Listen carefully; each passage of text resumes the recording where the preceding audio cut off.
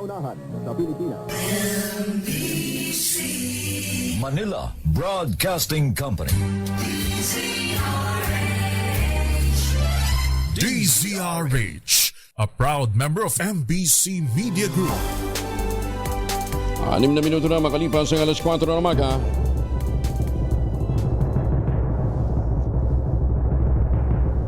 And the Golden Dove for Best Science and Technology Journalist goes to Angelo Palmones, DZRH. Ito na ang 28th KBP Golden Dove Awardee, Best Science and Technology Journalist, si Angelo Palmones sa Magandang Umaga, Pilipinas. DZRH, Magandang Umaga, Pilipinas sa DZRH Radio, DZRH TV at DZRH Online. Kasama si Kuya Angelo Palmones. Magandang Umaga, Pilipinas. Lunes tayo ngayon. Happy Monday! Ikasyam tayo ng Pebrero 2026. Sa ulo ng ating mga balita, posibleng papel ng Pangulong BBM sa flood control scandal. Muling sisilipin ng Blue Ribbon Committee. Vice President Inday Sara minaliit ang impeachment complaint laban sa kanya ng grupong Akbayan. House Justice Committee muling magpupulong upang talakayin kung tuluyang bang ibabasura naman ang impeachment complaint laban sa Pangulong BBM. Senator Marcoleta inimbitahan ng Philippine Coast Guard na lumahok sa mission flight sa Kalayaan Island Group. Presyo ng bigas tumaas ng hanggang 10 piso ayon sa grupong Bantay Bigas. Ilang lugar naman sa Bicol binaha dahil sa malakas namang ulan, dala naman ang shear line. Kasama pa rin natin ang buong radyo natin FM nationwide at ating action radio station sa Luzon, Visayas at Mindanao. 91.7 BNFM Radio sa Cebu at 94.3 FM sa Jensan. Bagong balita, bagong impormasyon. Kasama si Kuya Angelo Palmones. Magandang Umaga, Pilipinas! Sa detalye ng ating mga balita, ilang lugar sa Bicol Region ang nakaranas ng malawakang pagbaha, bunga ng malakas na buhos ng ulan itong weekend. Epekto naman ang shear line. Ayon sa pag-asang shear line, ang makaka-apekto sa Bicol Region, Mimaropa, Western Visayas, ganyan din sa Quezon at Samar, magdadala ito ng kalat-kalat ng mga pagulan at thunderstorms. Dahil dito, ilang lokal na pamahalaan na nagsuspende ng klase dahil sa walang tigil na pagulan na sa nakalipas na magdamag. Kabilang sa nakaranas sa malalakas na pagulan ang Bato, Catanduanes, kung saan umapaw ang ilog Bato na nagpalubog sa maraming bahay sa lugar. May naiulat din na landslide sa ilang lugar kabilang sa Bagamanok, habang sa Karamuan naman, Catanduanes, gumuho ang isang dike sa pagkontrol ng baha. Umabot naman hanggang Bewang ang naranasang pagbaha sa Tagkawayan, Quezon. Grabe ng pag-asa na patuloy ang pag-ulan, dala naman ng shear line sa katimugang Luzon at sa Bicol Region. Asahan ang katamtaman hanggang may kalakasang pag-ulan sa Quezon, Camarines Norte, Camarines Sur, Catanduanes, Almay at Sorsogon. Diyos maraming aga sa mga kababayan natin sa Bicol, ingat po kayo. At sa mga kababayan natin dyan sa Quezon, umakyat na sa 12 bilang ng mga napaulat na nasuwi dahil sa pananalasa ng bagyong Basyang. Ayon sa Office of Civil Defense, pinakamarami sa Northern Mindanao na merong 9 na reported deaths. Kabilang ang 4 na magkakamag-anak na natabunan ng lupa sa Cagayan de Oro City. 3 naman ang napaulat na namatay sa Caraga Region, pawang mga biktima ng pagkalunod. Iginiit ng OCD spokesperson na si Juni Castillo, ang lahat ng mga ito ay sumasailalim pa sa verifikasyon ng National Disaster Risk Reduction and Management Council. Samantala sa ngayon, nagsisimula na niya ang clearing operations at rapid damage assessment ng OCD upang matukoy ang tindi ng pinsalang iniwan ng naturang bagyo. Magandang Umaga, Pilipinas! Naglalaro sa 8 piso hanggang 10 piso ang itaas ng presyo ng kada kilo ng bigas. Ito naman ay ulat ni Bantay Bigas spokesperson Cathy Stabilio kasunod ng ginawa nilang paglalibot sa mga pamilihan. Ayon kay Stabilio, maging ang mga lokal na bigas ay pumapalo na sa 50 pesos kada kilo ang bentahan. Ngayong 8 hanggang 12 pesos lang naman nabili ang palay sa mga magsasaka nitong nakaraang anihan. Aabot naman sa 200 pesos anya ang itinaas ng presyo ng kada isang kamang bigas at limitado lamang din na maaaring bilhin. Sinabi ni Stabilio na ito'y malinaw na patunay na mayroong monopolyo sa presyohan ng bigas sa bansa. Nananawagan naman si Iranian President Masoud Pezeshkian sa Estados Unidos na magpakita ng respeto sa nalalapit na panibagong nuclear negotiation sa susunod na linggo. Kasunod dito ng naganap na indirect talks o hindi direktang negosasyon sa Muscat, Oman nitong Biyernes na inilarawan ni Pezeshkian bilang isang step forward. Binigyan din ng Pangulo ng Iran na pabor ang kanyang administrasyon sa dialogo upang marisolba ang issue. Sa isang social media post, iginit ni Pezeshkian, ang paninindigan ng Iran ay nakabase sa karapatang nakasaad sa Non-Proliferation Treaty o NPT. Sa kabila ng pagnanais na makipag-usap, nananatiling naninindigan naman ng Iran sa kanilang soberenya. Sa pinakahuling ulat, umabot na ng 16,500 ang namamatay, 330,000 naman ang sugatan sa isinagawang malawakang kilos protesta sa Iran, bunsod ng pagtuligsa ng mga relista sa kanilang pamahalaan. Ang bagay na ito ay naghudyat din para naman kumilos ng Amerika at ito ngang nakalipas na weekend, tinira ang maraming nuclear sites ng Iran. Himas rehas ang isang 67-year-old na lolo na naharap sa higit 200 sex-related criminal charges sa Cagayan. Ayon sa Philippine National Police, matagumpay na naaresto ang suspect matapos silbihan ng warrant of arrest ng mga tauhan ng Alakapan Police. Matay sa arrest warrant na inisyo ng Cagayan Regional Trial Court Branch 33, nahaharap ang suspect sa 105 counts ng qualified rape, 105 counts ng sexual assault at 3 counts ng acts of lasciviousness. Ngayon ay nasa kustodiya na ng Alakapan Police ang suspect na 67 years old dahil naman sa mga reklamo na iniharap laban sa kanya. Ito'y nag-iintay pa ng disposisyon ng korte. Muling nagningning ang entablado ng Aliw Theater sa ginanap na lecture performance ng prima ballerina na si Lisa Makuha Elizalde tungkol sa prestigious na Russian Vaganova method. Dito binahagi ni Makuha Elizalde ang kahalagahan ng Vaganova method, isang disiplina sa ballet na kilala sa pagpapakinis ng koordinasyon ng buong katawan, lakas at sining ng paggalaw. Sunan din ito ng isang espesyal na pagtatanghal ng Ballet Manila kung saan ipinamalas ng mga mananayaw ang aktwal na aplikasyon ng nasabing teknik sa pamamagitan ng kanilang mga graceful leaps, turns at disiplinadong forma. Samantala, isang makasaysayang kolaborasyon naman ang nakatakdang yumanig sa entablado sa pagtatagpo ng rock icons at ballet legends sa The Dawn of Ballet. Sa darating na 20 hanggang 21 ng Pebrero ng taong kasalukuyan, alas 7:30 ng gabi, gaganapin sa Aliw Theater ang isang hindi makakalimutang gabi kung saan tutugtugin ng bandang The Dawn ang kanilang signature anthems ng live. Bibigyan buhay naman ito ng Ballet Manila sa pamamagitan ng mga orihinal na choreography. Bagamat libreng manood, kinakailangan ng ticket reservation dahil sa limitadong upuan. Samantala, isang ingrandang fairy tale naman ang isasagawa sa March 13, 14 at 15 kung saan itatampok ang Ballet Manila, ang Sleeping Beauty ni Lisa Makuha Elizalde bilang pambugad na pagtatanghal para sa Prima Performance Season sa Marso. Meron ba sa ticket line, Malo? Pwede magpa-reserve ng ticket sa ticket line? Hindi mo ba nang binigay saan ba pwede? Para doon sa mga interesado na saan pwede bumili ng ticket o magpa-reserve ng ticket, ha? Pakibigay nga sa atin yung impormasyon. Magandang umaga, Pilipinas! Hindi nyo natatanong na medyo bata-bata pa si Malo Cabral, nagbabalay din yan. Balay-balay ang punto. Oras muna sa buong kapuluan, alas 4:15.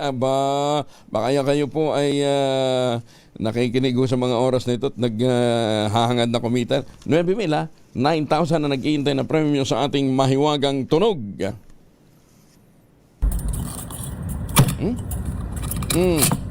Sabi ni Tunog Master Mabel Aribe, ala pa daw pong nananalo sa ating mahiwagang tunog. Mahiwagang tunog! Ang inyong mga sagot, ipapadala po ninyo sa 0919-282-6485. Sundin po ang tamang format po ng pagdetext, empty space, name / address / contact number / at ang inyong sagot. Isang beses lamang po maaari mag-text sa ating text line gamit ang inyong mga mobile number. Sa mga sasagot online, kinakailangan meron po kayong sharer badge. Ayan, ha? Okay. Teka muna, ha? Sige, ulitin lang natin, ha? Dito ho ninyo papadala nyo masagot. 0919-282-6485. Magpa-register lang online. Libre manood. Magaling, ha? Ganun kagandang performance. Libre. Ano yung Valentine's opening natin? Hindi, February 20 pa eh. Sige. Congratulations po, ha, sa mga lalaw. Mga mamis, po pwede tayo mag-laundry day today, ha. Kunot nung ka ba kapag makapit, barikit at malupit ang mantsa, all you need is pride. Ba't mapahirapan ang self ko sa pride? Easy at worry-free naman ang laundry. Sa Triple Stay Away formula, tanggal ang matitindi mantsa based on sa chocolate, modern sabon and cotton. Gawa po ito ng ACS. Magandang umaga, Pilipinas! Apat na kahon ng electronic vapes, armas at mga bala, nakumpiska sa Lamitan, Basilan, arestado pa yung negosyante. Detalye na balita mula kay Jun Di Makuta, Aris 19. Assalamualaikum, Brother Jun. Alaikum assalam, Kuyang Angel. Kumpiskado ng CIDG Basilan ang 4 na boxes ng disposable electronic vapes mula sa isang hindi pinangalanang negosyante sa Lamitan City, Basilan. Nabatid mula sa Probar na walang business permit ang naturang negosyante upang magbenta ng naturang electronic vapes kung saan may babala sa publiko ang Department of Health kaugnay sa masamang dulot sa kalusugan ng paggamit ng electronic vapes. At sa paghahalughog ng CIDG Basilan sa bisa ng search warrant, nadiskubre rin sa lugar ng suspect ang nakatagong isang unit ng Bushmaster M4 Type M16 rifle na may 131 rounds ng 5.56 ammunitions at isang unit ng caliber .22 revolver. Ang suspect na residente ng Barangay Balas, Lamitan, Basilan ay agarang inaresto at kasalukuyang nasa kustodiya ng CIDG Basilan habang inihahanda na ang patong-patong ng mga kaso kaugnay sa mga paninda at mga armas na pawang walang mga kaukulang papeles. Ang pagka-recover ng naturang mga armas ay bunga sa nagpapatuloy na kampanya ng PNP at AFP kontra loose firearms sa probinsya ng Basilan. Mula sa Mindanao, RH19, Jun Di Makutak, DZRH, una sa Pilipinas, una sa Pilipino. Sukran, Jun. Maraming salamat. 19 na minuto na makalipas ang alas 4 na umaga. Nagbigay ang Philippine Amusement and Gaming Corporation of PAGCOR ng ilang patient transport vehicle o mga PTV sa 5 lokal na government units at isang national institution upang palakasin ang pagtugon sa emergency response sa buong bansa. Kabilang sa pinakabagong benepisyaryo ng PTV program na ito ng PAGCOR, ang Land Center of the Philippines, lungsod ng Imus sa Cavite, lalawigan ng Bataan, Munisipalidad ng Libertad sa Antique, yan din ang mga bayan ng Ibaan at San Jose, Batangas. Ayon kay PAGCOR Chairman at CEO Alejandro Tenco, ang inisyatiba ay bahagi ng pagsisikap ng ahensya sa Corporate Social Responsibility upang mapabuti ang akses sa pangangailangang pangkalusugan ng mga komunidad na nangangailangan ng tulong pinansyal. Sinabi ni Tenco na ang nasabing patient transport vehicle ay maaaring magsilbi bilang lifeline o makakapitan sa panahon ng medical emergencies at critical na oras. Layunin na niya ng nasabing programa na makatulong sa pagbuo ng isang malusog at mas matatag na komunidad.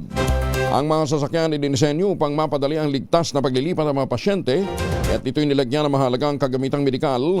Pero itong stretcher, oxygen tank, wheelchair, first aid kit at iba pang mahalagang kagamitan. Oy, good news sa mga empleyado ng DPWH. Sana all! Dinagdagan ni Public Works Secretary Vince Dizon ng 5 araw ang paid vacation leave o wellness leave ng lahat ng mga empleyado ng DPWH. Layunin ng hakbang na itaguyod ang kapakanan at mental na health ng kalusugan o mental pangkalusugan ng mga kawani ng DPWH sa gitna ng hamong kinakaharap nito. Sa klaw ng polisiya ang lahat ng permanent, temporary, coterminous, contract of service at mga job order workers ng DPWH. Dahil dito halos 40 days na ang bakasyon kada taon ng mga empleyado ng DPWH.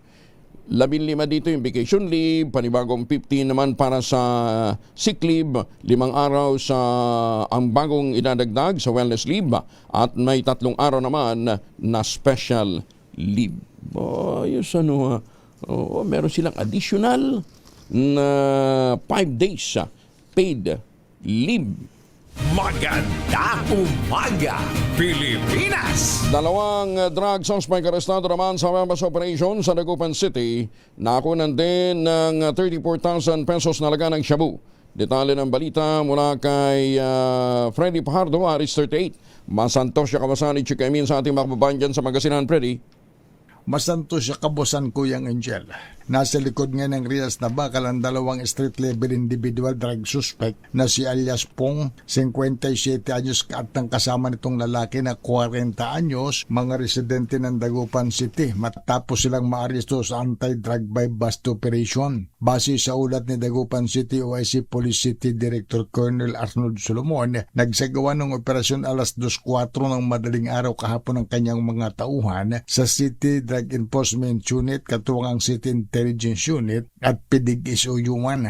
In coordination with PDIA Region 1, isa ang nagkunyaring buyer at nakabili na isang plastic sachet na naglalaman na hinihinalang shabu na tumitimbang ng 5 gramo at may street drug price na 34,000 pesos sa mga suspect, kaya agad silang inaresto. Nakumpiska ang mark money at ang kanilang motorsiklong gamit sa illegal na gawain. Kasong paglabag sa Republic Act 9165, Comprehensive Dangerous Drug Act of 2002 ang kinakaharap ngayon ng mga suspect na naghihimas ng Rias na bakal sa Dagupan City Police Station. Mula sa Action Radio Pangasinan, ito si Freddy Fajardo, Aristarte, nag-uulat para sa DCRH, una sa Pilipinas, una sa Pilipinas. Maraming salamat, Freddy. Magandang umaga, Pilipinas! 23 makalipas ang alas 4, mga misis.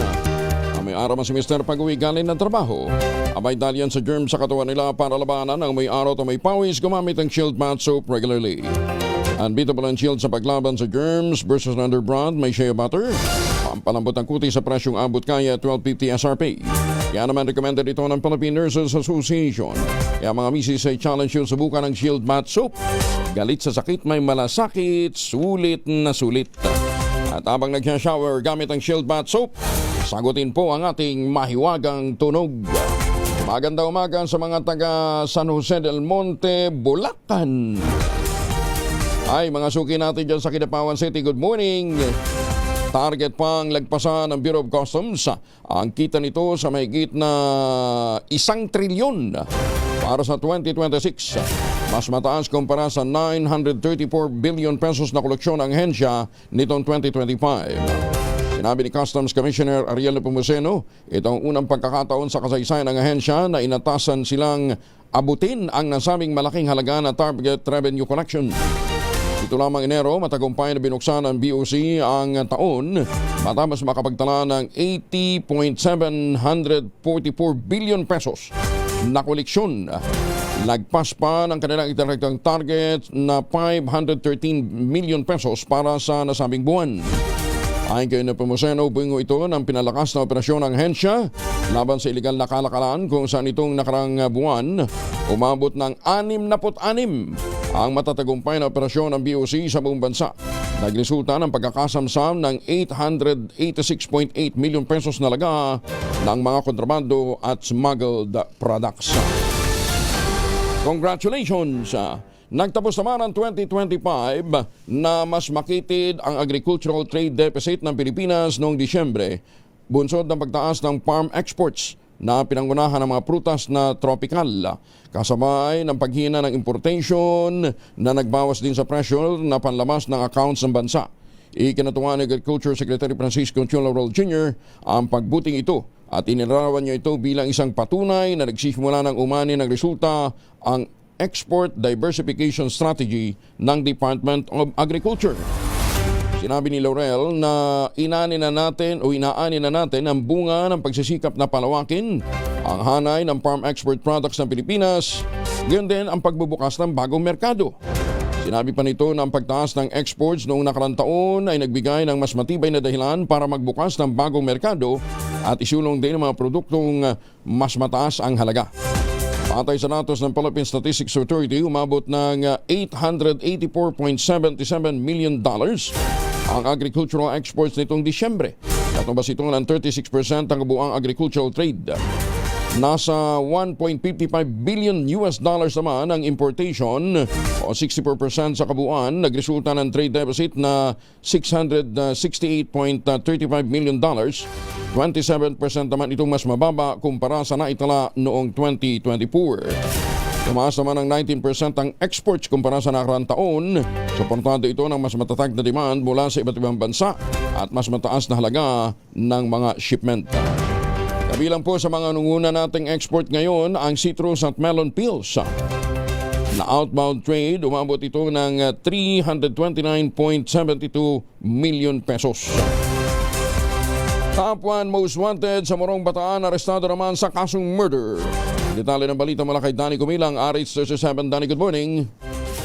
Arestado ng operatiba ng Morong Municipal Police Station, katuang ang iba't ibang unit ng Bataan Provincial Police Office at Police Regional Office 3, ang top 1 most wanted person na edad 40 anyos, ang suspect na dinakip ito sa bisa ng warrant of arrest dahil sa kasong murder. Isinagawa ang pag-aresto nitong Pebrero bandang 8:25 ng umaga sa Barangay Binaritan, Morong Bataan. Ang warrant ay inisyu ni Honorable Francis Abilin Beno Gallega Vargas, presiding judge ng RTC Branch 92 Balanga City noong Pebrero 5, 2026 na may criminal case number 26531 at walang inirekomendang piyansa. Danny Kumilang, RH37, DCRH, una sa Pilipinas, una sa Pilipino. Maraming salamat, Danny. May paaba kay Kayungan sa mga suki naman natin dyan sa Pampanga. Jose Ramon Nulod, magandang umaga sa mga taga New Jersey at mga taga Hayward, California. Magandang umaga din sa mga taga Bayawan City. Ay, magandang umaga sa mga suki natin dyan sa Las Vegas, Ma'am Evan Lang. At dyan po naman sa San Diego, California, yung ating Midnight Singers, Boss Junior Bao, at saka si Boss Manny de la Peña. Good morning. Sinimula na ng China ang malawakang pagtatanim ng high-value na punong dusyong sa gitna ng Gobi Desert bilang bahagi ng kanilang estratehiya na bawasan ang pagdepende sa imported na natural rubber.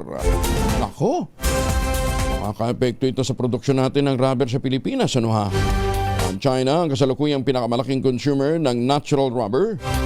Sa buong mundo, kumukonsumo sila ng tinatayang 7 million tons taon-taon. O katambas ito ng 85% inaangkat ito mula sa iba't ibang bansa.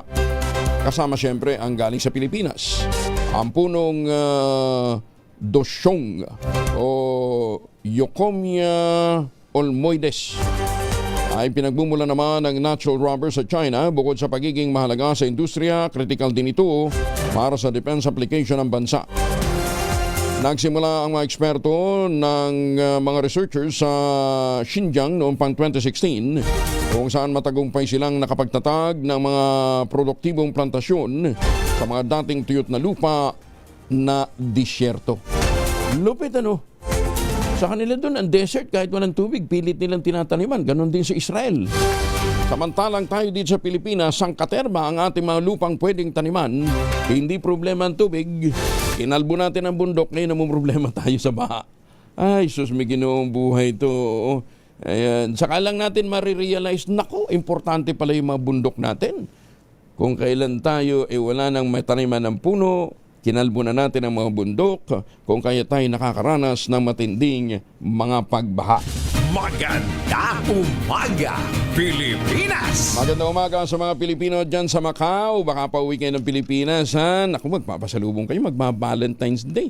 Huwag na hong tsokolating imported para mapalakas din natin ang loob ng ating mga magsasaka. Sa tulong nga po ni Dr. Helen Tan, yung po mga planting material ng kakao galing Davao, hinakot po yan. Itinanim po sa ilalim ng mga nyugan, kaya ngayon nagpuproduce na sila ng dekalidad na cacao beans, pinaprocess para maging tangerine chocolate. Ayan, ha? Baka kayo wala pa regalo ngayong Valentine's Day, ha? Tangerine chocolate, available sa 0919-095-5935. Meron din po tayong iba't ibang mga variants, may 10 variants po ang tangerine chocolate, ha? Ang mga raw material niyan, galing din po sa ani ng mga magsasaka. I-check po niyo sa tangerinechocolate.ph. Ang sabi nga po ni Dr. Helen Tan, sino bang magmamalasakit sa Pilipino kundi ang kapwa Pilipino? Kaya sa bawat tangkilik natin ng tangerine chocolate, pinalalakas natin ang loob ng ating mga magsasaka, pinalalakas natin ang ating lokal na ekonomiya. Tangerine chocolate 100% gawang atin, gawang lokal, but taste and looks global dahil tinulungan ito ng DTI at ng DOST. Tangerine chocolate 100% gawang Pinoy. Pakiusap po ni Dr. Helen Tan, sana naman ay ating tangkilikin. Maganda umaga, Pilipinas! Suspect sa pamamaril sa Santa Cruz, Davao del Sur, na-arresto naman sa isang police operation. Detalye ng balita mula kay Jun Soter mula sa Action Radio Davao. May buntag mo, Jun.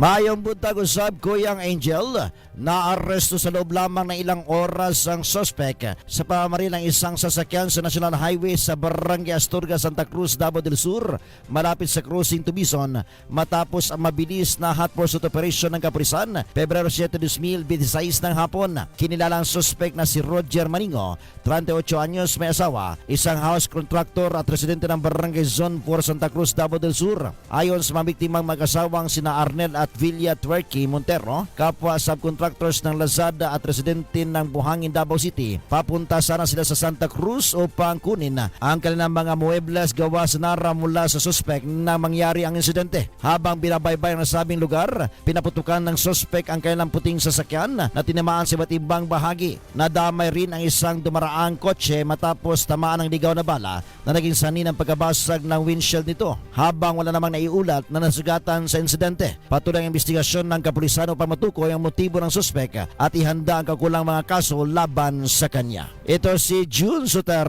para sa DZRH. Una sa Pilipinas, una sa Pilipino. Dagang salamat, Jun Soter. Maganda umaga, Pilipinas! Santos siya baksan sa mga suki natin dyan sa Pangasinan. Ilulunsad ng Department of Agriculture ang isang bagong village-based feed ecosystem. Naglalain itong palakasin ang produksyon ng mais at ng hayop, mabawasan ang gastusin sa pagkain at mapalakas ang kita sa mga kanayunan sa pamamagitan ng agribusiness na kooperatiba. Sa isang memorandum circular na pinirmahan ni Agriculture Secretary Francisco Q. Laurel Jr., ang implementasyon ng Village Type Feed Complete Chain Project o BFCCP. Isang itinayong integrated feed system na pinapayagan ang mga kooperatiba ng mga magsasaka. Yan din yung mga asosasyon na pumasok sa produksyon ng mais, post-harvest processing, feed milling at preparasyon ng Total Mixed Ration o TMR sa ilalim ng Single Value Adding Enterprise. Ayon kay Laurel, ito ay tungkol sa pagsasaayos ng pinakamahinang link sa livestock production, yung feeds. Kasi yan kuminsan pumapatay talaga sa income ho ng mga livestock raiser. Sa pamamagitan ng paglagay ng kontrol muli sa kamay ng mga magsasaka. Kapag lumago ang komunidad at ang kayang iproseso at gilingin ang kanilang sariling pakain, may bababa natin ang gastos, may tataas ang dami ng produkto at makakagawa ng matibay na sistema sa pagkain. Ang proyekto ay tumatalakay sa isa sa mga umiiral na hadlang, ang limitadong pagkakaroon ng mura, dekalidad at tuloy-tuloy na feed supply. Matagal na itong nagpapataas ng gastusin sa produksyon. Nababawasan ang productivity ng mga livestock raiser at nagdudulot na madalas na pagkagambala sa supply ng pagkain sa panahon ng tagtuyot, partikular na sa mga maliliit na nag-aalaga ng hayop at nagpapahina sa kompetisyon sa negosyo sa lokal na hayupan. Sa ilalim po ng BFCCP, maglalaan ang DA ng maximum budget ng 40 million pesos para sa bawat proyektong may posibilidad na magtagumpay. Depende sa naaprobahang komposisyon at kahandaan ng tatanggap. Ang inisyal na pondo ay kukunin sa National Livestock Program sa ilalim ng General Appropriations Act at iminungkahi ang tuloy-tuloy na alokasyon sa ilalim naman ng regular budget upang masigurong magpapatuloy ang magandang proyekto. Magandang umaga, Pilipinas! 45 na makalipas ang alas 4 ng umaga. Para ho sa mga may lakad, huwag kalimutan magbaon ng proteksyon laban sa mikrobyo. May dalawang formulation ng family alcohol na pwede nating pagpilian. Ha? Yung family 70% isopropyl alcohol, especially prepared for clinics, hospital, pharmacies, laboratories. Pero okay na okay din po yan sa mga households sa ating mga emergency kit. Very effective sa disinfection at sterilization. Ganyan na bagsik ng family, 70% isopropyl alcohol. Maghapon man natin gamitin, no problem. Hindi po manuno yung ating mga kamay dahil meron po itong moisturizer. Yun namang mabangong family rubbing compound improved alcohol. Ayun pa yung mabangong isopropyl alcohol na ginagamit po ng mga masahista, mga barbero, mga doktor, mga nurse, mga kabadrona for sponge baiting and other cleansing purposes. Family rubbing alcohol parang DCRH subok na sa mahabang panahon. Mabibili sa naman butik at convenience stores nationwide. Family rubbing alcohol hindi lang pampamilya, pang sports pa.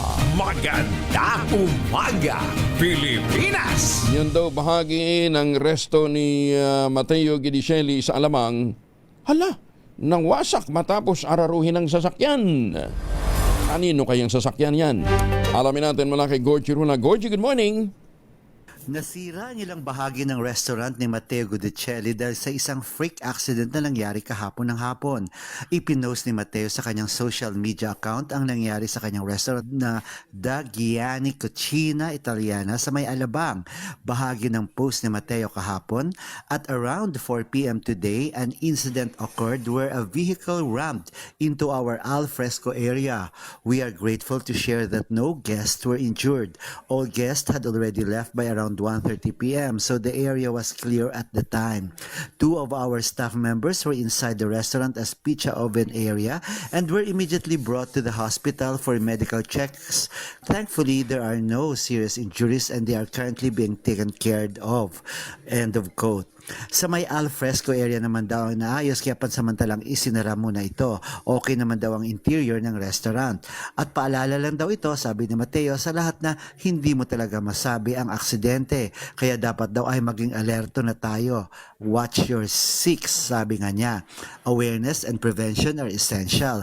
You never know what situation you might find yourself in. So be careful, be ready, and always be aware. Bahagi pa po ng post ni Mateo Guidicelli kahapon. Gorgie Rula po nag-uulat mula sa showbiz ng DZRH. Una sa Pilipinas, una sa Pilipino. Maraming salamat, Gorgie! Magandang umaga, Pilipinas! Kaya sa mga bumibiyahe at sa mga bibiyahe pa lang ha, i-check ho ninyo from time to time ang inyong mga sasakyan, lalong-lalo na ang brake. Ha? At wag na kayong umasa na lamang ho dun sa mga non-appearance ha, nang chinecheck lang yung tambucho nyo para sa kung smoke belching ba o hindi. Punta ho kayo sa motor vehicle inspection service. Ha? Yung MBUS ba yun? Motor vehicle. Kasi doon lahat ho na-check eh. Na-check ho lahat doon. Tumutok sa DZRH at manalo ng instant 1,000 pesos sa Malakas promo kasama ang Pride Detergent. Malakasan ang makinig at manood sa DZRH! Ang tropa ni Sherwin Alparo at ang Pride Detergent ay nasa Barangay West Rembo, Taguig City. Barangay West Rembo, Taguig City. Diyan sila mamimigay ng pera. Ready na ba kayong tandaan ang ating word of the day para manalo ka ng DZRH mini component? Eto na! English na ba yan? Talaga, meron na ganun sa kay Mr. Webster. Ang word of the day natin ay babushka. Babushka. Ang babushka pala sa Tagalog, ang ibig sabihin ay lola. Akala ko paalam. Babushka. Ayan daw po pala ang ibig sabihin sa Tagalog ay lola. Sa mga Ilocano, naimbag mga apo. Ayan, ha? Lola ang ibig sabihin ng babushka. Magandang umaga, Pilipinas! Sa mga babushka. Hindi ba ito akala ko, paano? Babush naman yun. Babush. Oo. Mga salitang, si Ray nagpapauso niyan dito eh. Oo. Ano ka ba ni Morley? Alas 4:40.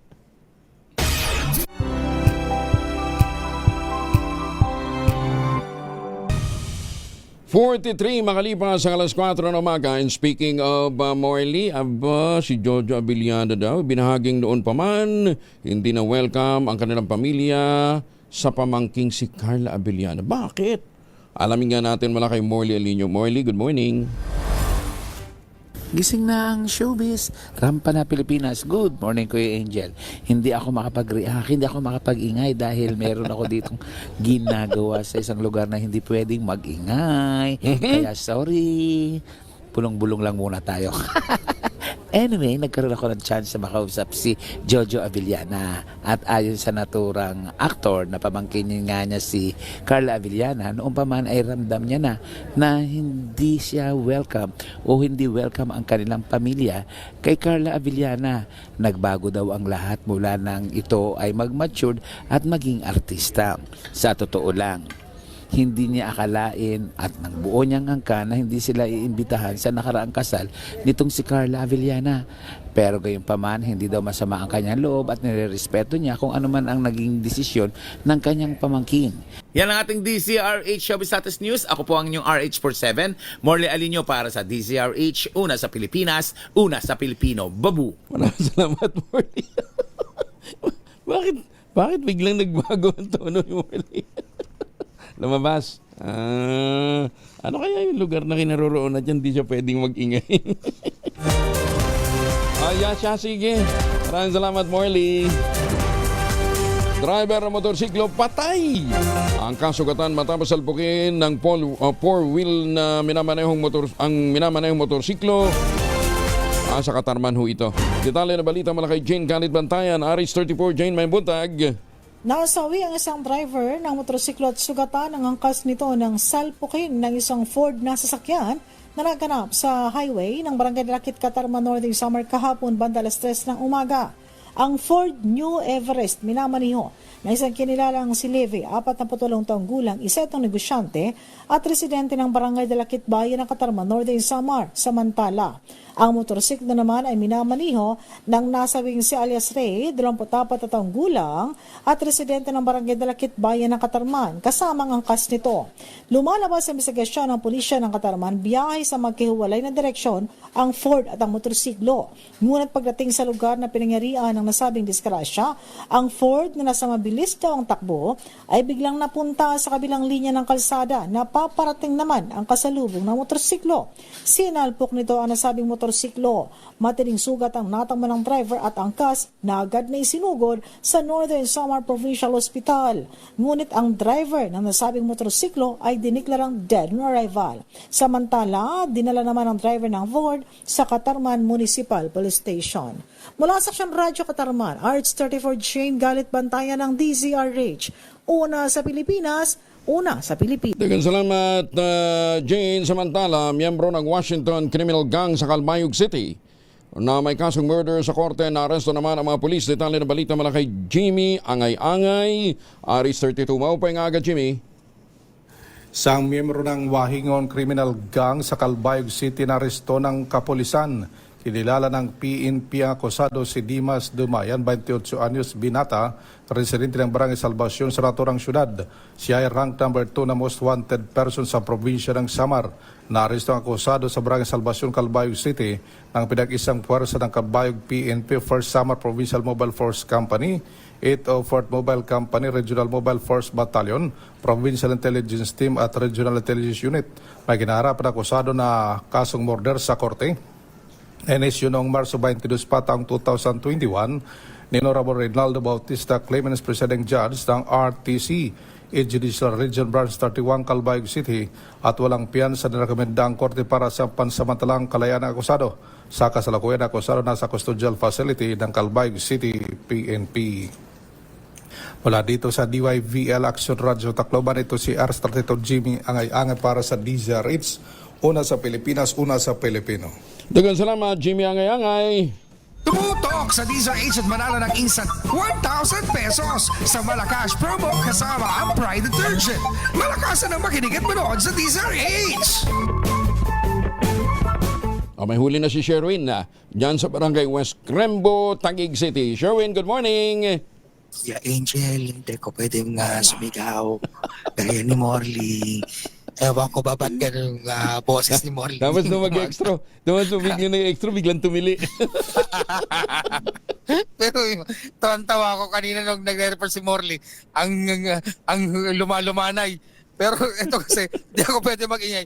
Kasi nagpapakulo ng itlog. Ayan, no? Mamaya, ma-disturbo yung mga itlog. Ganyan pag pala pinapakuluan. Ganyan, daming itlog naman yan. Kaninong itlog yan? Ewan ko, itlog ni ate to. Ate, maganda umaga. Pangtinda po yan, sir. Tinda. Good morning po. Ilan dosena yan? Ilan dosena yan pinakukulan yung itlog? 1 dosenang maigit po. 1 dosena. Para kalahating tray. Tapos pagkatapos yung pakuluan, nilalagay nyo sa malamig na tubig. Apo, inugasan ko po muna. Para Alam ko nilalagay sa malamig na kwarto. Yung mga ganun. Pero dahil nga ang aga-aga na huli natin si ate na nakatune in yung kanyang cellphone, ayan no, sa DZRH, ayan o. Dahil palagi nakatune in yung kanyang cellphone sa DZRH. Ang pangalan mo? Rosalie Esteban po. Si ate Rosalie Esteban. Maaga ka nagigising araw-araw. Yes, sir. At sino paborito mong announcer tuwing umaga? Angelo Palmones, DCRH number 1. Wow, kita mo naman, sumisip-sip po. Energetic na energetic. Kailangan talaga puno-puno ng energy kapag umaga. Dahil nahuli ka namin nakikinig sa DZRH at paborito mo si Angelo Palmones, bigyan natin Kuya Angel kagad ng 1,000 pesos. Kita mo naman, no? Kumakatili naman si nanay, ho. 1,000 pa lang yan. Yes, sir. Thank you. Pandagdag puhunan. Ayan. Yun. Kasi nagtitinda siya ng agahan araw-araw, Kuya Angel. Ayan, Opo. Madaling araw pa lang nandito na ako, Sir Angelo Palmones. Ayan, ha. At nakikinig sa DCRH. Anong probinsya ho ninyo, Ate Rosa? Ano po? Ate Rosa, anong probinsya mo? Nueva Ecija po. Nueva Ecija? Saan ka sa Nueva Ecija? Sa Laor, Nueva Ecija po. Taga Laor, malapit ka sa kampo. Apa. Kapitbahay nyo siguro si Aling Tendeng. Ay, Aling Tendeng. Yung boyfriend, ex-boyfriend ni Mangkanor. Ay, ganun ba? Talaga ng mga binabarkada mo, mga level ni Mangkanor, no? Kilala mo yung mga ex-girlfriend. Oy, alam mo apelyido ni Mangkanor? Ano po? Alparo. Kaya... Kuya Angel, ang aga mo naman. Bakit? Ang aga mo mang-asam. Kilala si Mangkanor. Sige, bigyan na natin iba pang premyo. Okay. Sige, dahil kapag nakuha mo ang ating word of the day, makukuha mo ang ating medium component. Anong ating word of the day? Babushka! Babushka! Dahil alam mo ang ating word of the day, baka mapakuluan yan dyan sa may kumukulong itlog. Yung ating medium component at sa atin ng Astron Appliances, alagang Astron, alagang maaasahan. Available sa inyo mga paboritong appliance store nationwide. Alagang Astron, alagaan ka! May choreography pa ngayon, ha? May choreography pa, parang tinatamaan lang ni Masyag, oh. Parang baka matamaan pa niya yung kumukulong itlog, baka sa kanya pa sumaboy. Ate, awakan mo yung ating medium component. At syempre, meron ka ring ating panghanda sa Chinese New Year, ang ating Medianoche Basket mula yan sa ACS at sa DZRH. At syempre, ang pinakabago, pinakamalaki, pinakamabango, ang Private Fabric Conditioner, Korean Strawberry Bloom Detergent Powder with Stain Away Formula. 2 kilo yan, kaya naman kahit gano'ng karaming labahan, ubos yan! Thank you po, Sir Angelo Palmones. Ayan. Ay, batiin mo. DCRH. Batiin mo yung mga taga-Laor. Hello po sa mga taga-Laur. Nandito ako, mga kabarangay, mga kababayan ko. Ayan. Batiin na rin natin mga taga-Palayan City. Binabati ko rin po yung mga taga-West Rembo. Taga Mansrembo. Ayan siya. Sige. Salamat po. Congratulations. Ay, Okay. Kuya Angel, ako salamat din Ate Rose. Anong pangalan mo ulit? Sally po. Sabi kasi ni Angel kanina, Rose. Hindi. Rosalie ang pangalan niya eh. Di Rose. Oh. Palayo ko po yung Sally. Mas kilala po ako dito. Mas si kilala Ate kasi Sally. Sally. Ayan, Ate Sally, maraming salamat. Pero may umahabol dito na naka-tune in din daw siya sa DZRH. Pangalan niya po? Lenny po. Lenny Marinda. Sila Ate Lenny. Oo. Palagi rin kayo naka-tune DZRH. Yes po. Mula pa. DCRH po talaga ako. Ayan. Sino paborito niyo namang announcer sa DZRH? Si Angelo Palmones. Ayan. Ang ganda ng... Nay, ang ganda ng kilay ho ninyo, Nay. Ang ganda raw ng kilay niyo, mga bagong ayos. Hindi, lagi na yan. Tattoo lang kaya. Biruin mo kasi, nakita natin ito na hihila ng saging. Oh, At saging hinihila niya yung naman. mga saging na saba. Naglalaga lang po ako sa umaga. Mga almusal, mga native food. Nay, Ayan, dahil naka-tune in dito sa DZRH. At paborito sino? Si Angelo Palmones po. Angelo Palmones, meron ka ring 1,000 pesos. Nay. Nay. Thank you po, Sir Angelo, sa DCRH. Nay, sinong date nyo sa Valentine's Day, Nay? Ay, wala po. Ba't wala? Maghahanap pa. Sherwin, alam na. Alam mo na.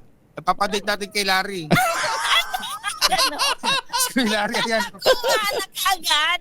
Meron na kagad. Ay, siyempre naman. Bakante ho yan, si Larry. Ayan. Mga 30 taon ang bakante. Ay, ano magkasigahay ito? Ay, pwede match na match. Siya yung nagtanong sa akin ang unang-una kanina. Ayan. Kaya naman, tignan mo, pwede. Sige, pwede. Sir Angelo Sige. Palmones, my Ayan. favorite announcer. Happy Valentine's Night! Ay, Valentine's din po sa lahat, sa inyo. Sige, thank you. Ako, maraming salamat at syempre sa mga nais manalo na 1,000 pesos lagi tumutok sa DZRH. Baka kayo na susunod nating winner sa DZRH Malacash promo kasama ang Pride Detergent. RS number 6, Sugarwin Bat Alfaro DZRH. Una sa Pilipinas, una sa Pilipinas. Maraming salamat, Sherwin. Magandang umaga sa mga taga-Alberta, Canada. Aba, binabati ho natin si Noel Sikat, ha? At saka dyan ho si May Salvador, ha? Dyan sa Nueva Ecija. Good morning din. Tutok lang! Tutok na sa DZRH Radio, DZRH Facebook, DZRH YouTube, at DZRH TV. Baka ikaw na ang susunod na winner sa DZRH Malacash promo!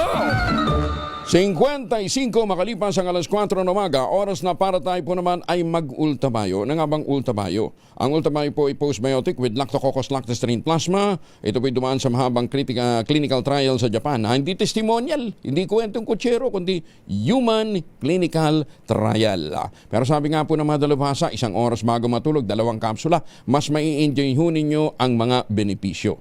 Ilan lamang ho yan sa mga tulong ho sa atin ng Ultamayo na para gusto natin magkaroon ng magandang tulog, mag-Ultamayo. Kung may mga concerns pa ho kayo, mag-text ho kayo sa 0931-033-2871. Ang Ultamayo po ang nagpapagana ng PDC natin, yung plasmacetoid inditrixel. Yan po yung tinatawag ng mga dalabhasa na commander ng ating immune system, responsable sa pagtataboy ng mga toxin sa ating katawan habang tayo po ay natutulog. Kung may mga concerns ho kayo, mag-text ho kayo sa 0931-033-2871. Ang Ultamayo po ay registrado sa Food and Drug Administration, halal certified. Available po ito sa Mercury Drug, HB1 Plus Pharmacy, Curamed at Amesco Drug. At ito pa rin ho yung good news natin, ha. Kung bibili kayo ngayon ng 1 box ng Ultamayo Postbiotic, yung 30 capsules, sa alinmang Mercury Drug Store sa buong bansa, makakakuha ka pa rin ng free 100 pesos Mercury Drug Gift Certificate. From runs until July 31, 2026 only. Per DOH CFMR Permit Number 0981-0/2025. Mahalagang paalala ang Ultamayo hindi gamot at hindi dapat gamitin panggamot sa anumang uri ng sakit. Maganda umaga, Pilipinas! 3 minuto na lamang, alas 5 na ng umaga. DZRH number 1 Na naman! sa Metro Manila, pati rin sa Mega Manila.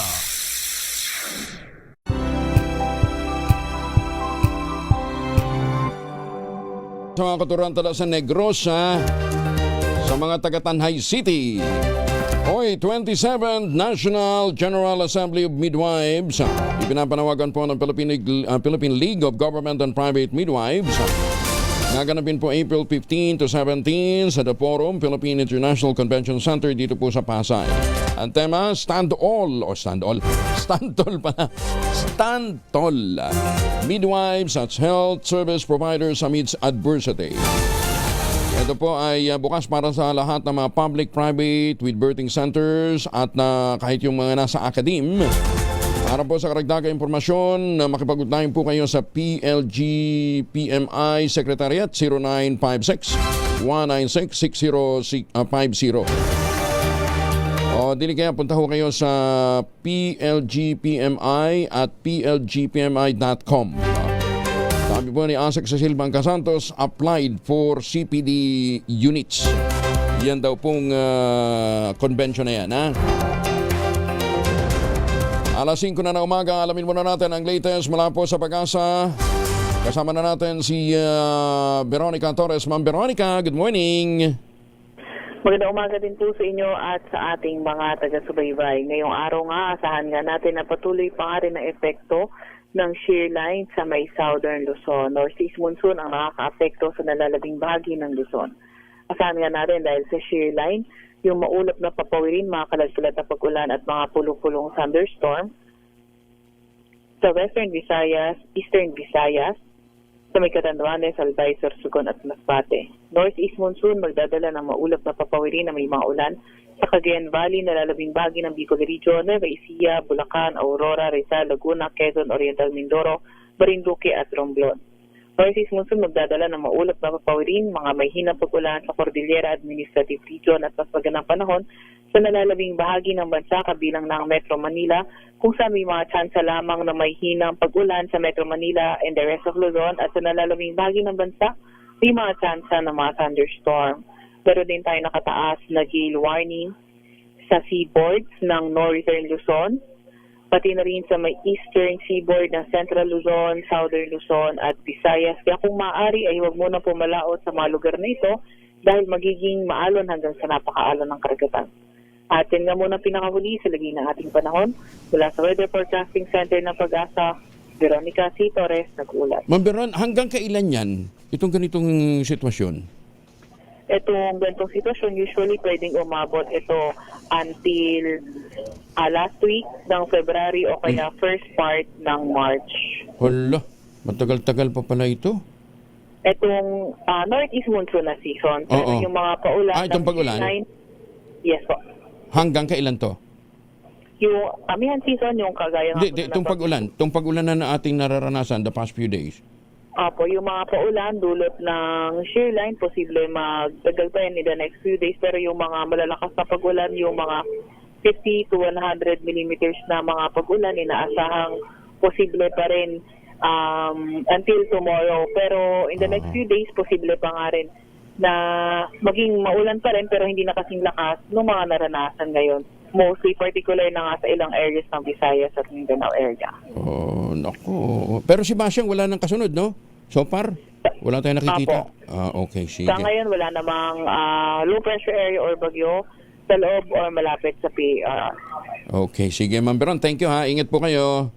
Salamat po, ingat Si po. Veronica Torres mula po naman sa Pag-asa. Ayan.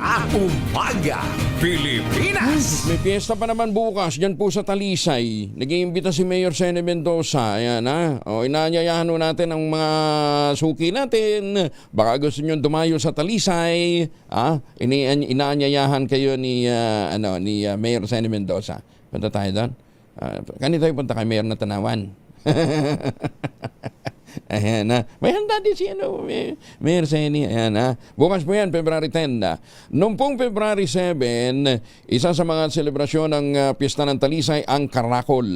Street dancing ng iba't ibang grupo ng kababaihan at kalalakihan, mga taga-barangay bilang papuri at pasasalamat sa patron na si San Guillermo. Ito po ay nagsimula noong pang 2006 hanggang ngayon sa pangunguna ni dating konsihal Eddie Panghulaan. Panghaulan. Happy Fiesta sa mga taga-Talisay. Binabati kayo ni dating Mayor Seni Sarmiento Mendoza ng Talisay, Batangas. Maganda umaga, Pilipinas! Ay, teka muna, happy birthday pala kay Rene Mariano. Si Rene Mariano dyan po naman sa Batak, Ilocos Norte. Ayan, binabati ka ni Mike de la Cruz ng San Isidro, Abra. Ayan, 60th birthday ni Rene Arellano ng Batak, Ilocos Norte. Lakay! Happy birthday, Tapos, ang ano naman, eto, sandali lang Ma'am Cathy, at may pakiusap, may message sa atin dito si General Jerry Layog. Today is the start of the 5-day celebration of the Centennial Foundation Anniversary of our high school in Orion, Bataan, Jose Rizal Institute. Pagdiriwang ng isang siglong pag-iral. Congratulations! Congratulations sa mga alumni, lalong-lalo na sa mga batchmates niya nung batch 74. Ganyan din sa faculty and administration. Congratulations din sa kanilang presidente ng batch 74, si Amado Jun Huco. Incoming president din po ito ng JRI Alumni Association. Grandson ito ng original incorporator ng JRI. Galing Part of the celebration, awarding of top alumni na tatanging Rizalian, 4 PMA year. Na alumni din ng Jose Rizal Institute ay kasama dahil po sa kanilang military service.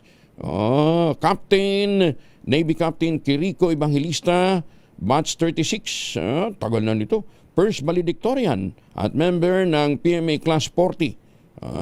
Siya naman ang composer ng PMA Alumni Song. Talaga si Captain Quirico Evangelista.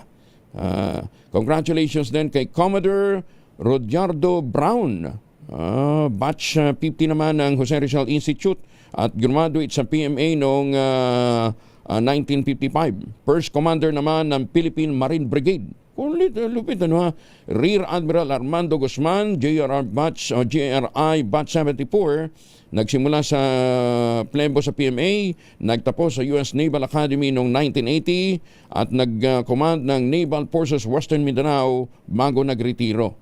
Ganyan din si ito gwapo ito. Major General Jerry Layog, batch 74, Jose Rizal Institute. Nagtapos sa PMA na noong 1980 at an awardee of PMA-AAI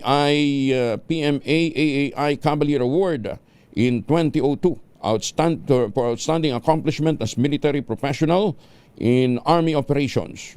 Commander ito dati ng 8th Infantry Division bago nagretiro. Siya po ngayon ang Chairman at President ng Association of Generals and Flag Officers o AGPO ng 2025. Ayan, Ang takin naman ninyo.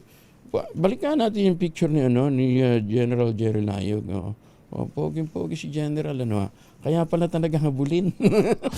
Maganda umaga, Pilipinas! Oras sa buong kapuluan, 8 minuto na makalipas ang alas 5 ng umaga. This time check is brought to you by ACS Manufacturing Corporation, ISO certified, maker of world-class quality Pride detergent. RH! Champion Detergent, tapat po sa inyo. RH! Ang balitang yan ay hatid sa inyo ng Red Horse Beer. Kasangga mo sa relax sarap. Kauna-unahan sa Pilipinas. Manila Broadcasting Company. DZRH, a proud member of MBC Media Group.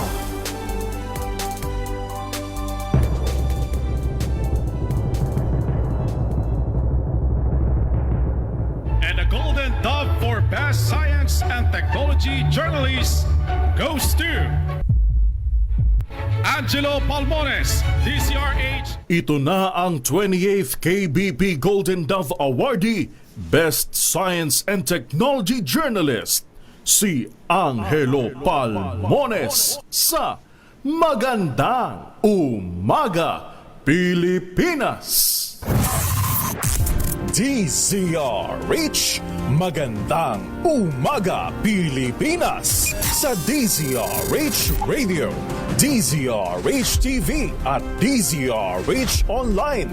Kasama si Kuya Angelo Palmones. Magandang Umaga, Pilipinas! Lunes tayo ngayon, baka nakakalimutan nyo ha. February 9, 2026. Pagbuntag sa mating paminaw nato diyan sa Midsayap sa North Cotabato. Masantos siya kabasan din siya kayamin sa ating masuki dyan po naman sa Asinggan. Naglalaro nga po ng 8 piso hanggang 10 piso ang itinaas sa bawat kilo ng bigas. Yan po iniulat ng Bantay Bigas spokesperson na si Cathy Sibilio kasunod ng kanilang ginawang pag-iikot sa mga pamilihan. Good morning, Ma'am Cathy. Kumusta na ho kayo? Good morning, Sir Angelo. Good morning sa lahat ng nakikinig at siyempre sumusubaybay sa inyong programa sa Magandang Umaga, Pilipinas. Understandable naman na medyo mataas ang presyo ng bigas ngayon dahil hindi naman tayo nag-aani, ano? Walang anihan ngayon dahil tag-ulan. Well, Sir Angie, hindi siya understandable kasi napakalaki yung itinaas. Hindi makatarungan yung 8 hanggang 10 piso na pagtaas ng presyo ng bigas. Given na may ani naman tayo last year, nabili pa nga ng 8 hanggang 12 yung presyo ng palay ng ating mga magsasaka.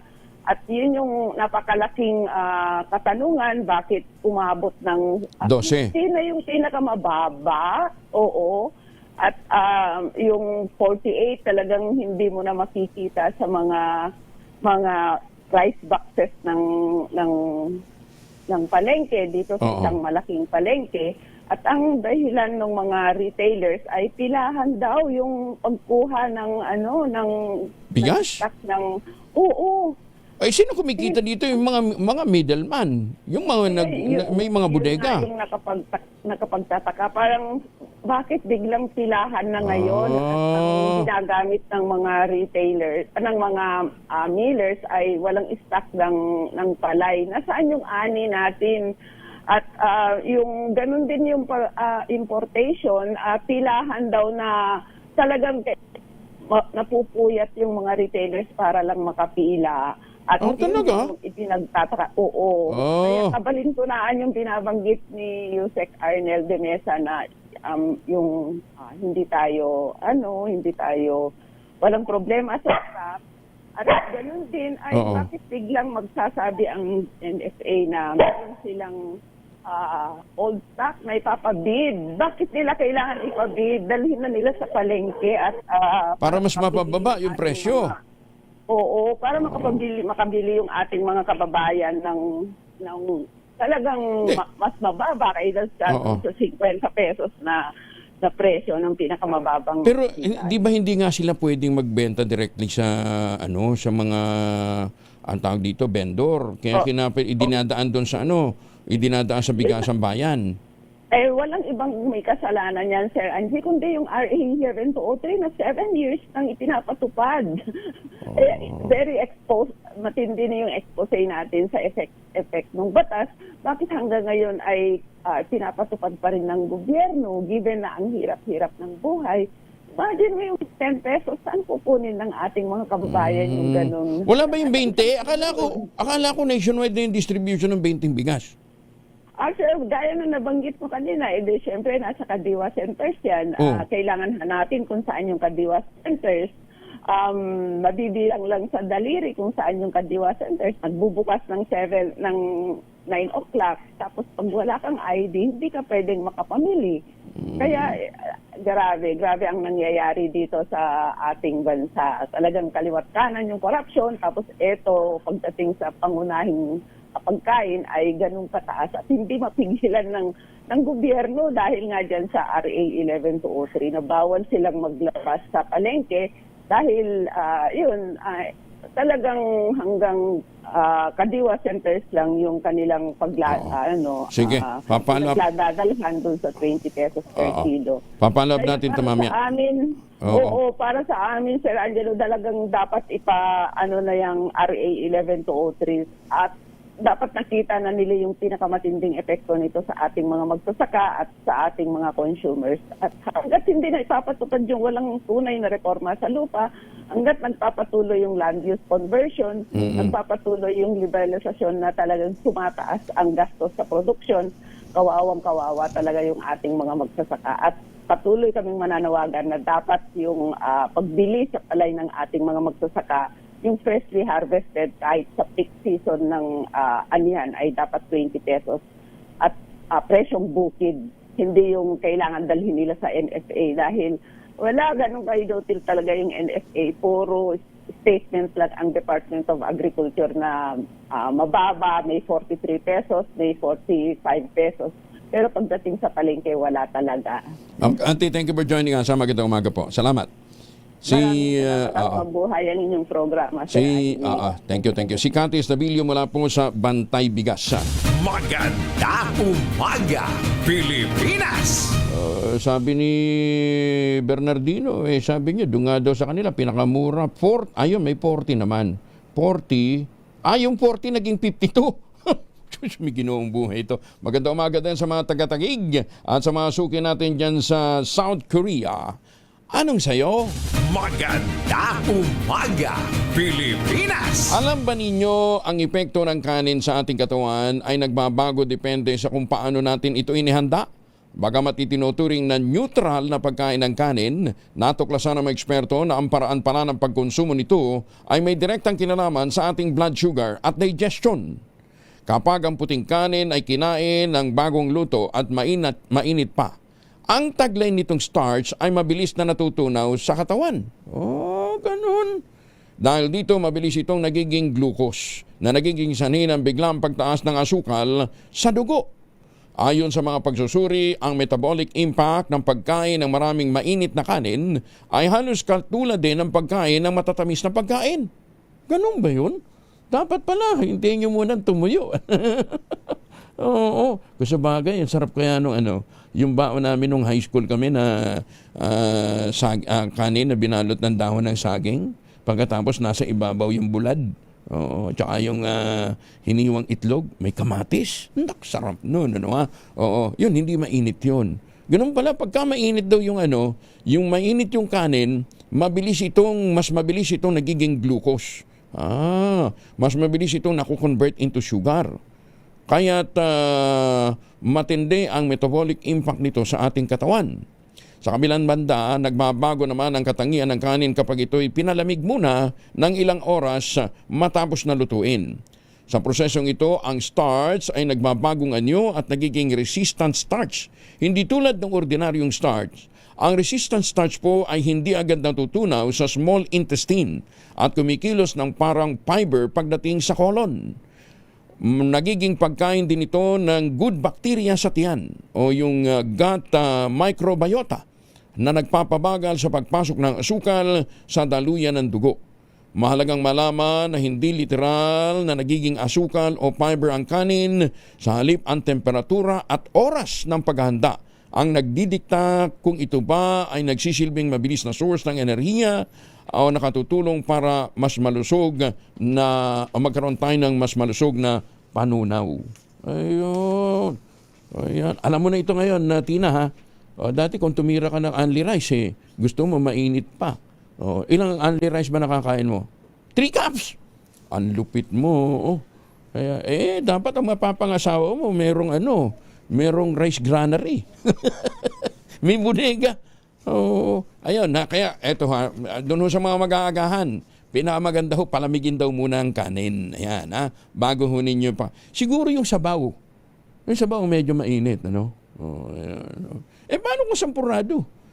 Sampurado sa katunyis, mas masarap pagka mainit Magandang umaga, Pilipinas! Tapos may mga dilis-dilis na ganun konti. Siyempre yan. Eto muna. Dito muna tayo kay Raymond Paz, pag-asa ng West Philippine Sea Educating Act. Iginit ni Senator Erwin Tulfo, kasunod ng disinformation sa West Philippine Sea. Detalye na balita mula kay Raymond Paz, Aris 28. Raymond, good morning. Panahon na upang ipasa ang Senate Bill number 1625 o ang West Philippine Sea Education Act. Ito ang panawagan ng Senador Erwin Tulfo sa mga kasamahang mambabatas kasunod ng matinding disinformation sa West Philippine Sea. Layunin ng panukala na maging bahagi ng curriculum sa basic at higher education ang pag-aaral sa teritoryong pandagat ng Pilipinas. Ayon kay Tulfo, dapat maisama ito sa ating educational system dahil marami pa sa mga Pilipino ang kulang ang kaalaman tungkol sa West Philippine Sea at mahalaga ito kaugnay ng soberanya ng Pilipinas. Mahalagang bawat sandali upang ang mga Pilipino ay may sapat na kaalaman at tamang impormasyon hinggil sa West Philippine Sea. Sa ilalim ng panukala, isasama sa mga silabay ng basic at higher education ang mga materyales sa pag-aaral na angkop sa edad ng mga mag-aaral. Kabilang sa mga materyales ang mga internationally recognized decisions, desisyon ng Korte Suprema at mga batas kaugnay ng West Philippine Sea. Ang pagbuo ng mga materyales at pagsasanay ay sa pagtutulungan ng Department of Education, Commission on Higher Education, National Mapping and Resource Information Authority o NAMRIA, National Security Council, Department of Foreign Affairs at iba pang kaugnay na ahensya ng gobyerno. Ito si RH28, Raymond Paz para sa DCRH, una sa Pilipinas, una sa Pilipino. Maraming salamat, Raymond. Maganda umaga, Pilipinas. At tabayanan po ninyong update mamaya sa paghanap kay atong ang alas 5:20 ang oras sa buong kapuluan. Number 1 na naman sa Metro Manila, pati rin sa Mega Manila.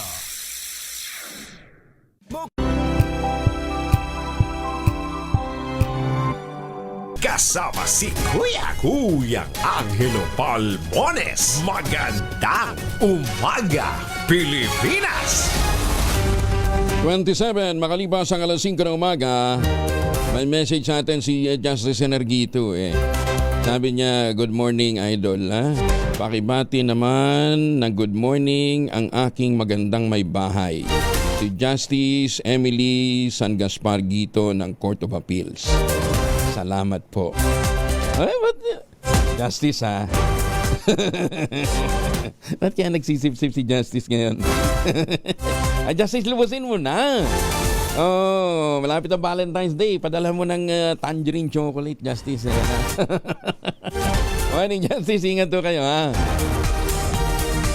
Ayan. Ay, sa mga may lakad ngayon, magmaon ho ng proteksyon laban sa mikrobyo. May dalawang formulation ng family alcohol na pwede nating pagbilian. Yung family 70% isopropyl alcohol, especially prepared for clinics, hospital, pharmacies, laboratories, pero okay na okay din po yan sa mga households. Very effective sa disinfection at sterilization. Ganyan ang bagsik ng family 70% isopropyl alcohol. Maghapon mo natin gamitin, no problem. Hindi po manuno yung ating mga kamay dahil meron po itong moisturizer. Yun namang mabangong family wrapping compound improve alcohol. Ayun po yung mabangong isopropyl alcohol na ginagamit po ng mga masahista, mga doktor, mga komadrona. Good morning sa mga komadrona Yan din ng mga masahista for sponge, bathing and other cleansing purposes. Family wrapping alcohol para DCRH book na sa mahabang panahon. Mabibili sa namang butik at convenience stores nationwide. Family wrapping alcohol, hindi lang pampamilya, pang sports pa.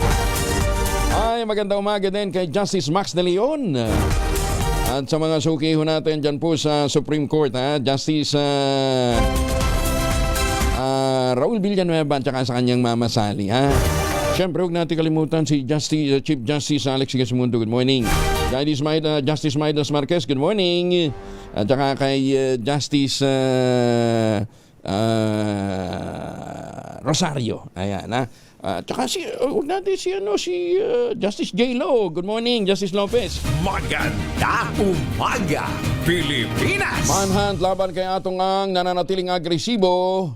Wala daw po ito sa Cambodia. Detalye ng balita mula kay Edjal Paro sa RH52. Edjal, good morning. Kuya Angel, tiniyak ng pambansang pulisya na nanatili itong masigasig o agresibo sa paghanap sa negosyanteng si Charlie Atong Ang. Welcome ni PNP Chief Police General Jose Melencio Nartatis Jr.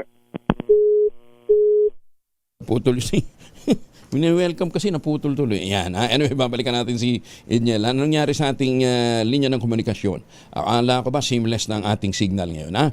Nagtakda ang Energy Regulatory Commission ng hangganan sa kikitain ng National Grid Corporation of the Philippines para sa susunod na 5 taon. Sa inilabas na desisyon ng ERC, pinapayagan itong korporasyon ang mangolekta ng 376.4 billion pesos na revenue mula 2023 hanggang 2027. Gayunman, mas mababa ang inuprobahang halaga kumpara sa orihinal na hiling ng NGCP na 442.6 billion sa ilalim ng kanilang PIF regulatory period rate reset. Balikan na natin si Edniel. Okay na? Wala pa rin. Muli na namang hinagupit ng malalakas na bagyo at walang tigil na pag-ulan ng Spain at Portugal. Matapos ang panalasa ng naunang storm Leonardo at Marta.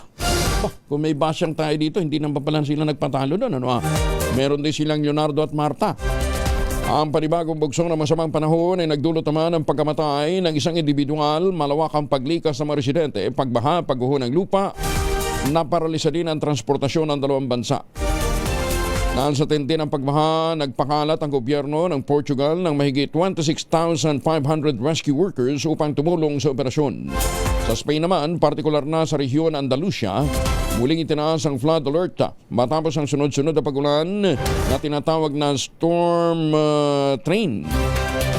Sa kasalukuyan, nananatiling naka-alerto ang mga emergency team ng dalawang bansa habang binabantayan ang posibilidad ng pagdating na iba pang weather system sa mga susunod na araw. Balikan na natin si Edniel Parosa. Kaugnay ng paghahanap kay Atong Ang Edniel. Kuya Angel, tiniyak ng pambansang pulisya na naratili itong masigasig sa paghanap sa negosyanteng si Charlie Atong Ang.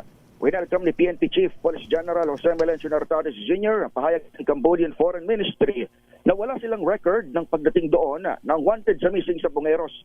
Patunay umuna ito ng mahigpit na ugnayan ng law enforcement ng dalawang bansa. Pero ani Nartates, batid ng PNP na may kakayahan ng gaming tycoon na magtawid-tawid ng border gamit ang kanyang mga resources. Maagunitang galing ang impormasyong nasa Cambodia si Ang sa star witness ng kaso na si Julie Patidongan. Sa kabila nito at ng pagpapadala ng liaison sa naturang bansa, narindigan ng DILG na maaaring nasa Pilipinas pa ang umano'y utak sa kidnapping with homicide ang nasa 100 biktima. Itinuturing pa rin ng PNP na armed and dangerous si Atong Ang kahit nagsuko na ng mga baril dahil sa marigdami ng pera at kanyang impluensya. Nanatili namang nakapatong sa kanyang ulo ang 10 milyong pisong reward mula sa DILG. Ako si Edniel Parrosa, nag-uulat para sa DZRH. Una sa Pilipinas. Una sa Pilipinas. Maraming salamat, Edniel. Idineklarang panalo si Prime Minister Anutin Sharna Birakul sa isinagawang general elections ng Thailand matapos manguna ang kanyang partidong Bumjaitai sa preliminary vote counts.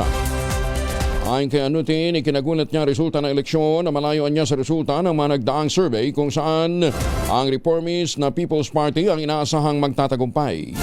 Sa kasalukuyan, mahigit 90% na ng mga boto ang nabilang at ang Bumjaitai na partido ni Anutin ang inaasahang makakakuha ng 194 seats habang ang People's Party naman yung natanpong ay inaasahang makakakuha ng 116 seats. Dahil dito, halos sigurado na ang pananatili na Anutin sa pwesto at bagamat walang partidong nakakuha ng absolute majority, hawak ni Anutin ang bentahe sa pagbuo ng bagong koalisyon. Natatandaan sa loob lamang ng 2 taon mula 2004 hanggang 2026, 3 magkakaibang leader ang naupo bilang Prime Minister ng Thailand dahil sa pagkakasibak ng korte, pagbuwag ng mga partido at pabago-bagong alyansa. Ganun katindi, ano ha? 2 patay sa mga pagbaha dahil naman sa shear line sa Bicol Region. May update tayo mula kay Roel Saldico. RH13, Diyos Marhingaga, Roel.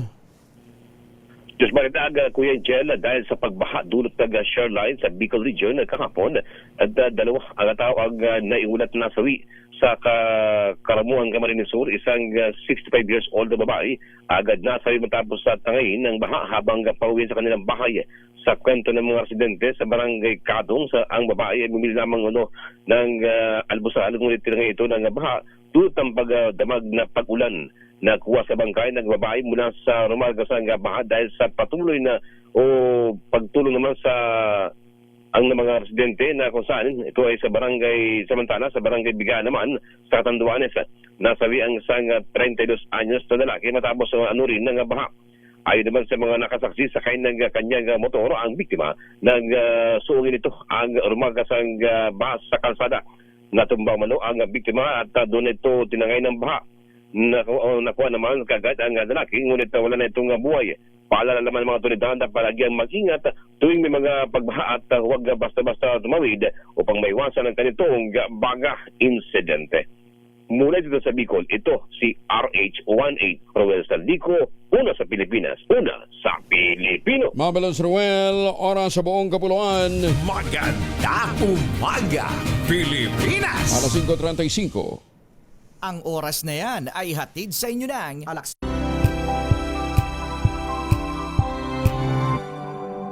Papabati ng birthday dito eh. Birthday daw ni Charlene Pearl, dyan ho sa Binyan, Laguna. Imbitado ba kami? Mamana, kami ba imbitado? Maganda umaga, Pilipinas! Magandang umaga din sa mga taga Labo, Camarines Norte, Samantala. Baka naghahanap po kayo ng pangregalo ngayong Valentine's Day, Boy Gonzales, ha? Ito, tangerine chocolate. Nakapagregalo na ho kayo sa Valentine's Day. Natulungan pa ninyo ang ating mga magsasaka. Natulong nga po ni Dr. Helen Tan yung pong mga planting material ng kakao galing Davao. Hinakot po yan para maitanim sa ilalim po ng mga nyugan. Kaya ngayon nagpuproduce na ho sila ng dekalidad at kakao beans pinaprocess para maging tangerine chocolate. Available po yan sa 0919-095-5935. Ulitin natin ha, 0919-095-5935. May mahigit 10 variants po ang tangerine chocolate ha, ng mga raw material galing din po sa ani ng ating mga magsasaka. I-check po ninyo sa tangerinechocolate.ph. Sabi nga po ni Dr. Helen Tan, sino bang magmamalasakit sa Pilipino kundi ang kapwa Pilipino? Kaya sa bawat tanggilik natin ng tangerine chocolate, pinalalakas natin ang loob ng ating mga magsasaka, pinalalakas natin ang ating lokal na ekonomiya. Tangerine chocolate 100% gawang lokal but taste and looks global dahil tinulungan ito ng DTI at ng DOST. Tangerine chocolate 100% gawang Pinoy.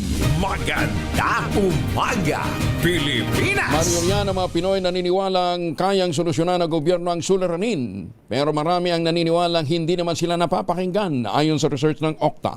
Detalye na balita mula kay Boy Gonzales, RH29. Boy, good morning. Good morning, Kuya Angel. Naniniwala pa rin ang karamihan ng mga Pilipino na kaya ng pamahalaan na solusyonan ang mga problema ng bansa, pero marami ang nagsasabi hindi naman sila napapakinggan ng mga halal na opisyal. Ito ang resulta ng pinakauling tugon ng masa nationwide survey ng Okta Research. Ayon sa Okta, independent at non-partisan ang nabanggit na survey na tumatalakay sa pananaw ng publiko na sa gobyerno at sa pagiging tumutugon ng mga politiko. Dagdag pa ng Okta, ang survey hindi kinomisyon at nilabas bilang isang public service.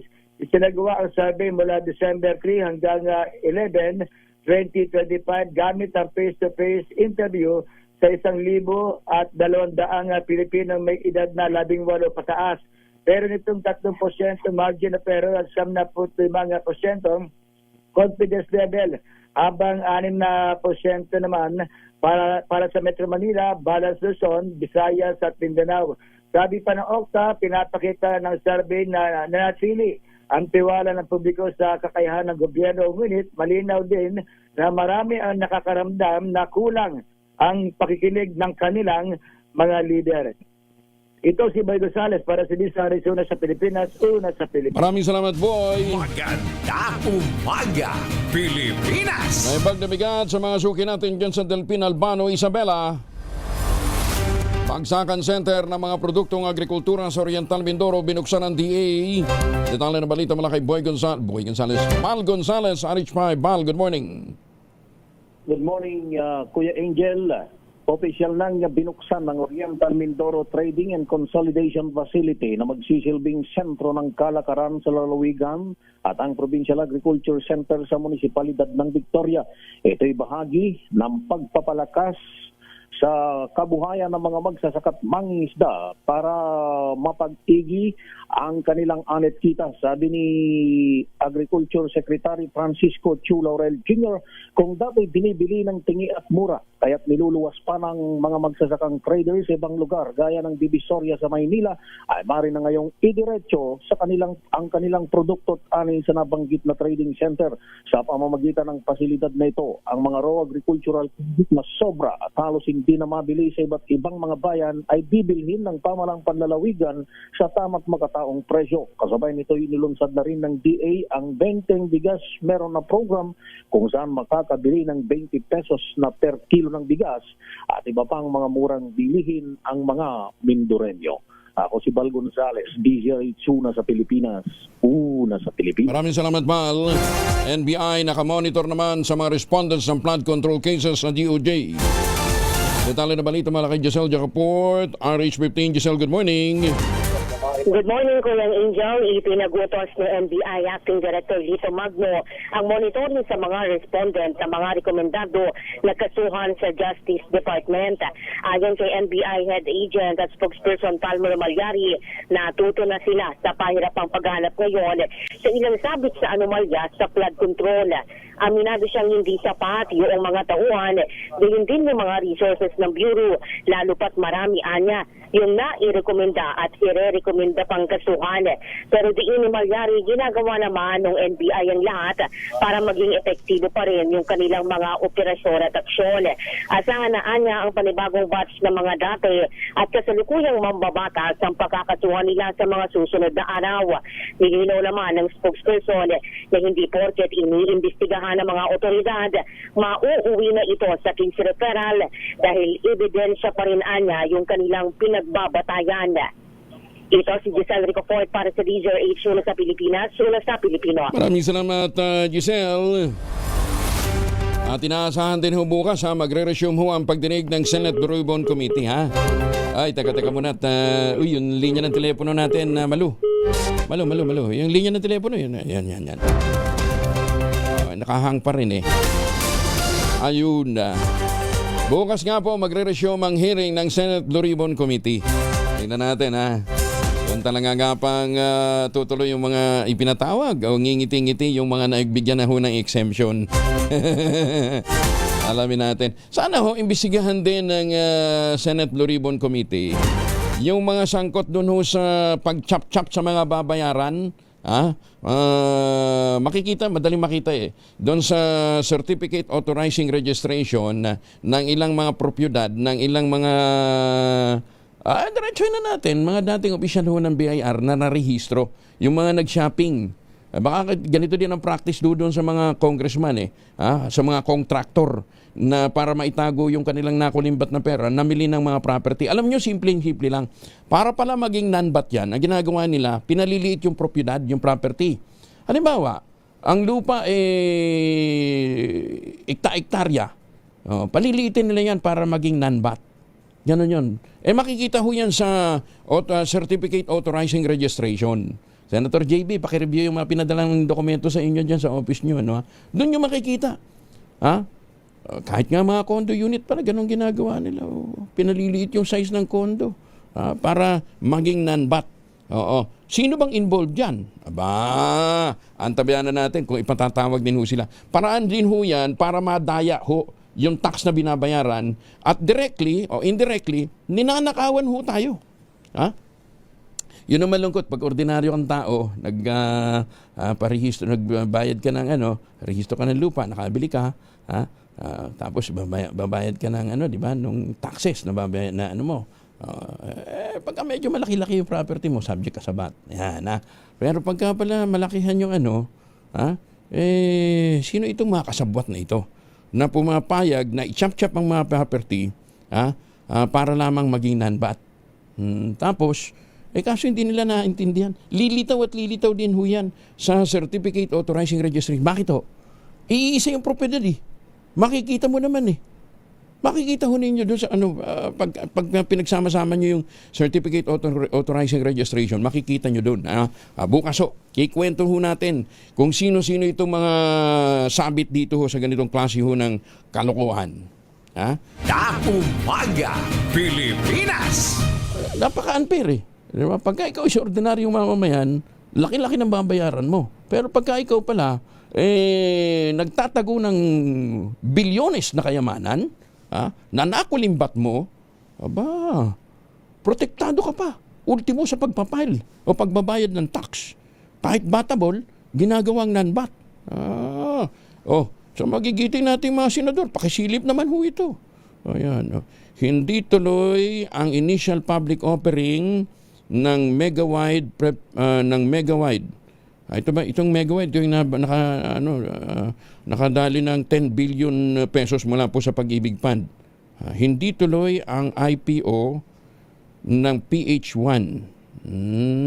Yung strategic investors daw muna bumili ho kasi dito ang Pag-ibig Fund ng preferred shares. Itong mga preferred shares na ito, hindi ho ito may bebenta basta-basta hanggat hindi gumaganda ang performance ng isang kumpanya. Kala ko dahil sa IPO gaganda na yung performance nila. Sa ngayon maibenta na itong mga preferred shares na ito. Ang pondong pinanggalingan ho nito ay galing din ho sa Pag-ibig Fund. Ayan ang dami. Maganda umaga, Pilipinas! Mabuti na lang yung sa PhilHealth na isauli na na isauli. Yung nawala.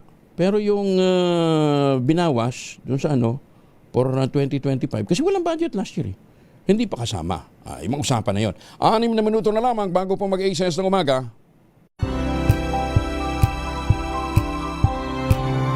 2 minuto na lamang bago mag-ASS ng umaga. Nananakita ba inyong kasukasuan? Nagkaka-wrinkles na ba? Humihina na bang kalamnan? Epekto yan ng pagtanda. Ipinakikilala ang Ultraplex.